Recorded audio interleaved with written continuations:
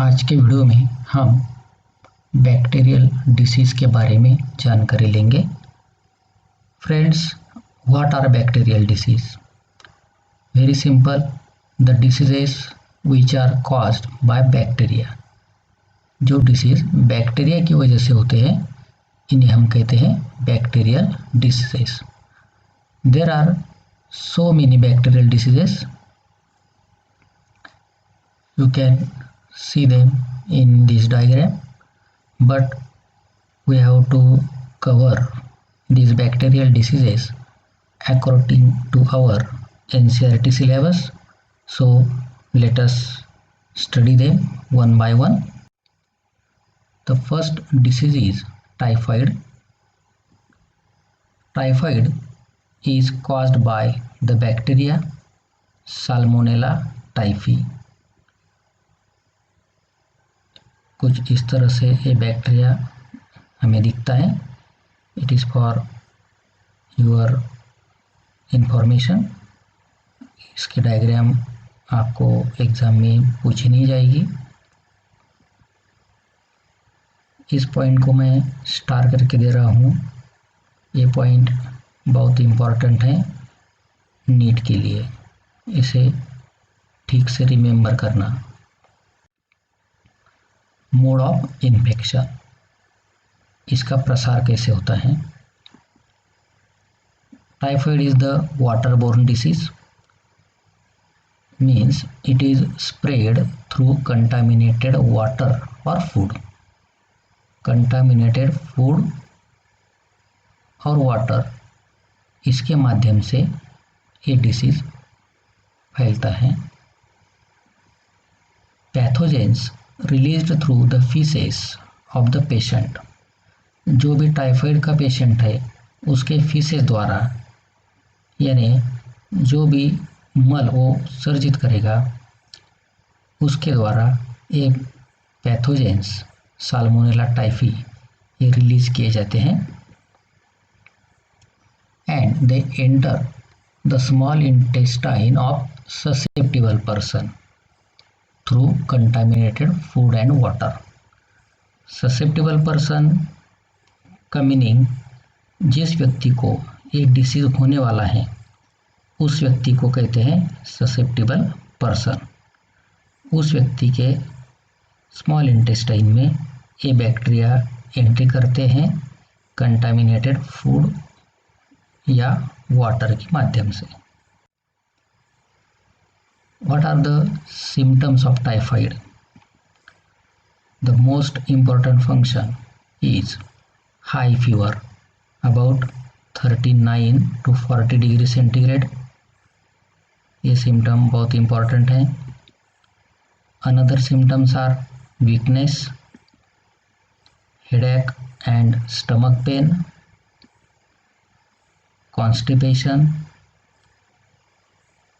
का मतलब ठीक से डिफिकेशन पूरी तरह से ना होना, इसे कहते हैं कॉन्स्टिपेशन। लॉस ऑफ एपेटाइट, भूख ना लगना। रेड रैश ऑन एब्डोमेन, कुछ पेशेंट्स में पिंक टू रेड कलर के रैश चेस्ट या एब्डोमेन पर दिखाई देते हैं। The test for detection of typhoid is the Vidal test. Typhoid किसी व्यक्ति को हुआ है या नहीं ये जानने के लिए, ये डिटेक्ट करने के लिए उसके ब्लड की जो जांच की जाती है उस टेस्ट का नाम है Widal test. It's very important point for objective. Prevention of typhoid, typhoid prevent करने के लिए हमने क्या करना चाहिए? Typhoid can be treated using antibiotics. अगर टाइफाइड हो जाता है तो उसे ठीक करने के लिए एंटीबायोटिक्स इस तरह के मेडिसिन्स दिए जाते हैं। टाइफाइड वैक्सीन, इसे टैब वैक्सीन भी कहते हैं। It provides short term protection against the typhoid. Typhoid ना होने के लिए वैक्सीन भी अवेलेबल है। अगर हम ये वैक्सीन लेंगे तो कुछ साल तक हम टाइफाइड से प्रोटेक्ट हो सकते हैं। Now we are going to know about the interesting fact. Mary Mallon, she was a cook by profession. एक खाना बनाने का काम करती थी Mary Mallon. And she was a carrier of typhoid. She spread the disease to several people through the food she cooked. इस Mary Mallon ने जो खाना बनाया उसके द्वारा उसने बहुत लोगों को टाइफाइड की बीमारी को भी स्प्रेड किया है, इसलिए उसे कहा जाता है typhoid Mary. She is nicknamed as typhoid Mary. देखो यहाँ पे मैंने दोनों वर्ड्स को हाईलाइट करके दिया है। First word is Mary Mallon and she nicknamed as typhoid Mary. It is the last word. And which disease she spread? तो यहाँ पे हमें दिखाई दे रहा है टाइफाइड मेरी means she spread the typhoid disease. The second disease is pneumonia. The causative pathogen for pneumonia is Haemophilus influenzae और Streptococcus pneumoniae. Pneumonia ये डिसीज़ भी बैक्टीरिया की वजह से होता है। जो भी बैक्टीरिया ये डिसीज़ के लिए रिस्पॉन्सिबल है उनके नाम हमने देखे। हीमोफिलस इन्फ्लुएंजी, प्रोनाउंसिएशन भी ठीक से सुनना, Streptococcus pneumoniae and these Haemophilus influenzae, they look like in such a manner according to this diagram. इस पॉइंट को भी मैंने स्टार करके दिया है because it is also the objective point. Mode of infection for pneumonia, ये फैलता कैसे है? इट इज एयरबोर्न डिसीज, ये हवा से फैलता है। पैथोजेंस रिलीज्ड थ्रू ड्रॉपलेट्स और एरोसोल्स ड्यूरिंग स्नीजिंग, कफिंग और स्पीकिंग। जो भी इन्फेक्टेड पर्सन है उसके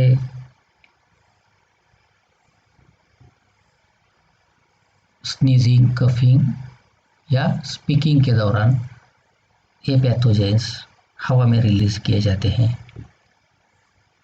They are also spread through sharing glasses or utensils. जो भी इन्फेक्टेड पर्सन है उसके जो पानी पीने के ग्लास हैं या उसके बर्तन हैं उसके द्वारा भी ये डिसीज स्प्रेड हो सकता है। Pathogens enter into the body of susceptible person through nose and mouth.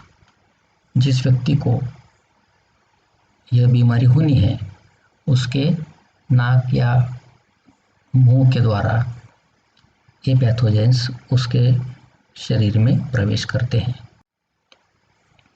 Symptoms of pneumonia. First symptom is this disease, it is the disease related with alveoli. Alveoli get filled with fluid due to the presence of this bacteria. Alveoli are filled with the fluid. Alveoli में fluid जमा होने से क्या होता है? It leads to difficulty in respiration. उस व्यक्ति को ठीक से रेस्पिरेशन करने में परेशानी आती है। Another symptoms are fever and chills. Fever आना, बुखार आना, चिल्स ठंड बजना, कफ एंड हेडेक, खांसी और सर दर्द। कुछ पेशेंट्स में ये भी सिम्टम हमें दिखाई देता है, lips and nails turn grey to bluish. ये क्यों होता है? Due to the deficiency of oxygen. यहाँ पर भी मैंने जो पॉइंट येलो कलर में हाईलाइट करके दिया है वो सबसे इम्पोर्टेंट पॉइंट है, वो आपको ठीक से याद करना है। Treatment for pneumonia. Pneumonia can be treated by antibiotics like penicillin or azithromycin. Then we are going to cover some other bacterial diseases. These are only mentioned in our NCERT book, but they are not described in properly. We are going to cover them rapidly. The first is diphtheria. It is caused by Corynebacterium diphtheria. इस point को मैंने highlight करके दिया है, star करके दिया है, ये आपको याद करना है। It is spread through air, means airborne disease, and transmitted by droplets as like the pneumonia. Its symptoms are high fever and difficulty in breathing. Diphtheria यह फेरिंग्स को इन्फेक्ट करने वाला डिसीज होता है। It can be prevented by the DPT vaccine. ये vaccine हमारे देश में सभी बच्चों को बचपन में ही दी जाती है, इसलिए डिप्थीरिया के अगेंस्ट हमें प्रोटेक्शन मिलता है। Another disease is plague.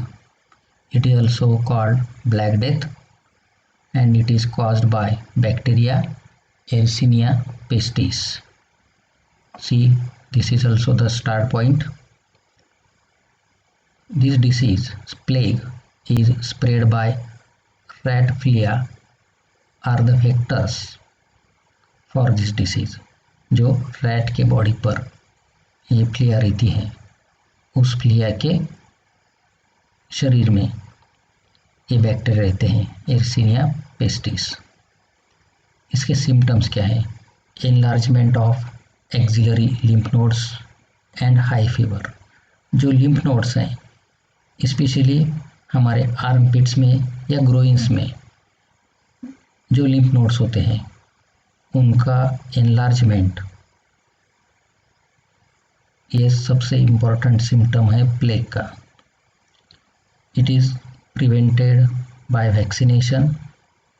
Anti plague vaccine is available to prevent the plague and it can be also prevented by controlling the rats.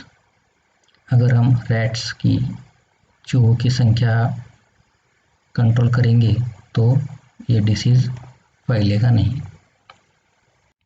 Next is cholera. It is caused by bacteria Vibrio cholerae. इसको भी star करके दिया है। It is waterborne disease and it is spread through contaminated food or water as like the typhoid. Its symptoms are loose motions, vomiting, और इन दोनों की वजह से जो सिम्टम हमें दिखाई देता है पेशेंट्स में, वो है डिहाइड्रेशन, मीन्स पेशेंट में पानी की कमी होना, इसे कहते हैं dehydration. It can be prevented by vaccination. इसकी भी वैक्सीन अवेलेबल होती है। Another preventive measure is safe food और वाटर। अगर हम अच्छे क्वालिटी का शुद्ध पानी या फूड खाएंगे तो ये बीमारी हमें नहीं होगी। And the personal hygiene means खुद को साफ सुथरा रखना, जैसे कि washing of hands before eating the food और after the toilet. Next disease is whooping cough or pertussis. It is caused by the bacteria Bordetella pertussis. This is also the start point. You have to remember this name. It is airborne disease and spread as the droplet infection, as like the pneumonia or diphtheria. Symptoms are heavy coughing, and this disease can be prevented by DPT vaccine, as like the diphtheria. यहाँ पे मैं और आपको एक table दे रहा हूँ जिसमें कुछ डिसीज़ के और उनके कॉजेटिव पैथोजेंस के नाम हैं। हो सके तो आप इसे भी ध्यान में रखने की कोशिश करना। लेकिन इससे पहले हमने जो सब डिसीज़ देखे हैं उनको ठीक से आपको तैयार करना है। उसका प्रिपरेशन होने के बाद आपको ये काम करना है। The first disease in this table is tuberculosis, यानी TB. It is caused by bacteria Mycobacterium tuberculosis. Second disease, leprosy, also known as Hansen's disease, and it is caused by bacteria Mycobacterium leprae. Third disease, tetanus. It is caused by the bacteria Clostridium tetani. And the last one is diarrhea. It is caused by bacteria Shigella. Like, share and subscribe the video. Thank you.